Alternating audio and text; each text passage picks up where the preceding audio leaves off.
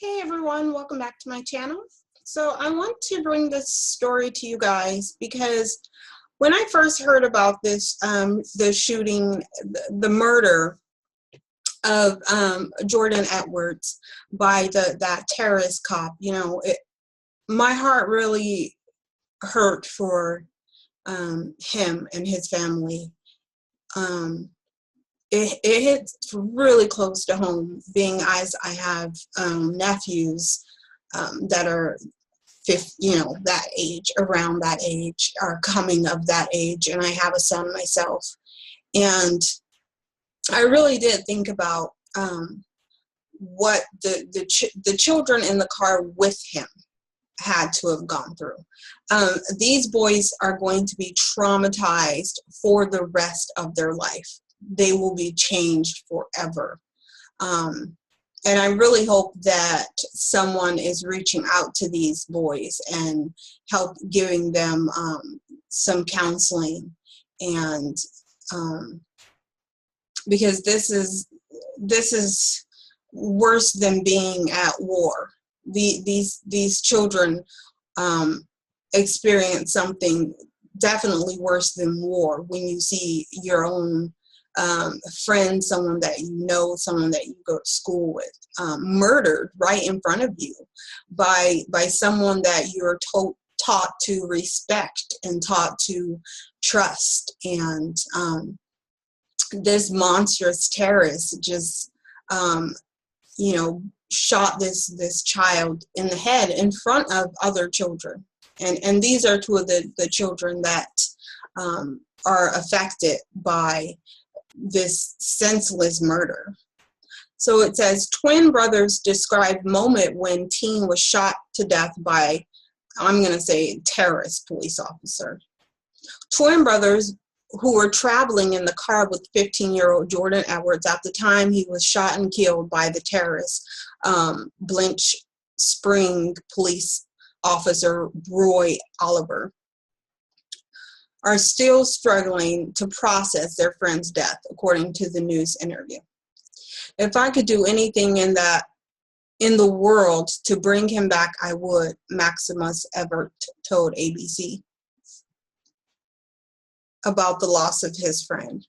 Maximus and Maxwell Everett were in the car with Jordan and two of his brothers on the night of April 29th shooting, which followed a 911 call related to a house party at which the boys were attending.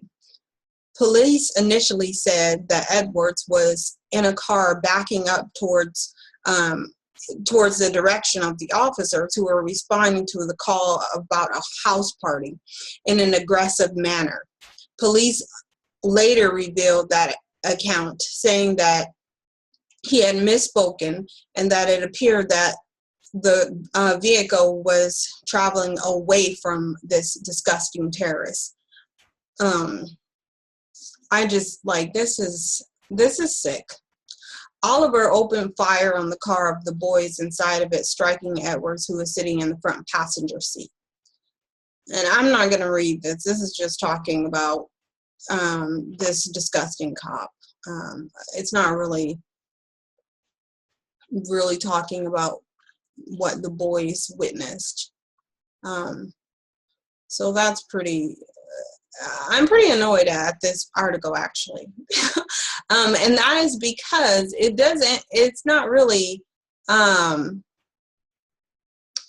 telling you much about what these kids are saying and what these kids have witnessed and what they'll be facing psychologically.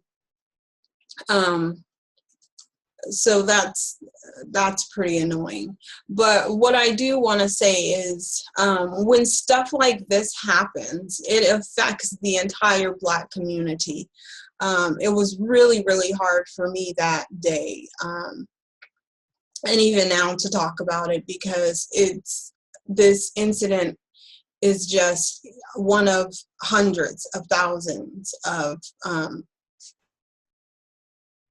Black people being murdered by these terrorist devils. And it's really hard to process, for me to process, even the thought of of what happened. And I really can't believe that these two boys were in the car, and his brothers having to see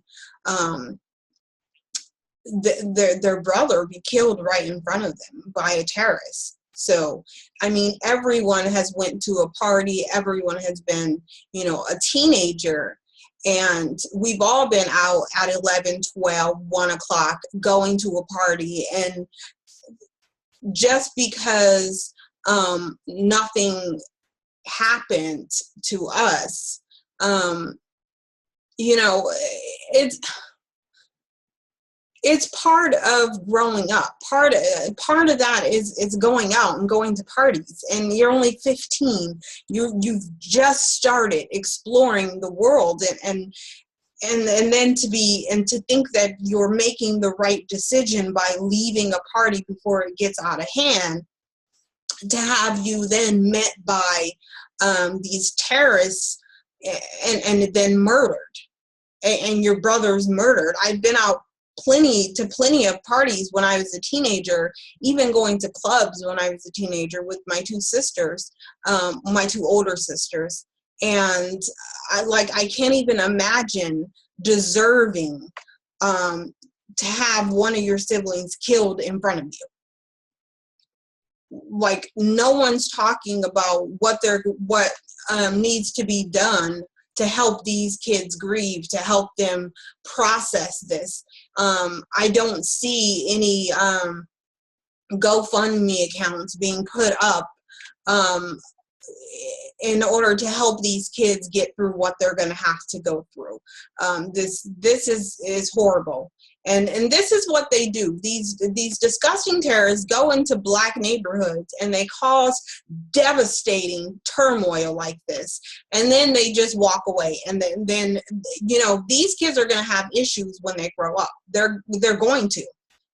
You can either help them intervene right now and help them process, or what's going to stop them from, you know, turning into your gangbangers. That, you know, this is what happens when we cause such devastation in these communities like this, and then just walk away and turn our backs and not focus on these other four children that witnessed this. I don't see anyone talking about what we need to do in order to help them. As a, you know, just as a black community, this is traumatizing. It's very traumatizing.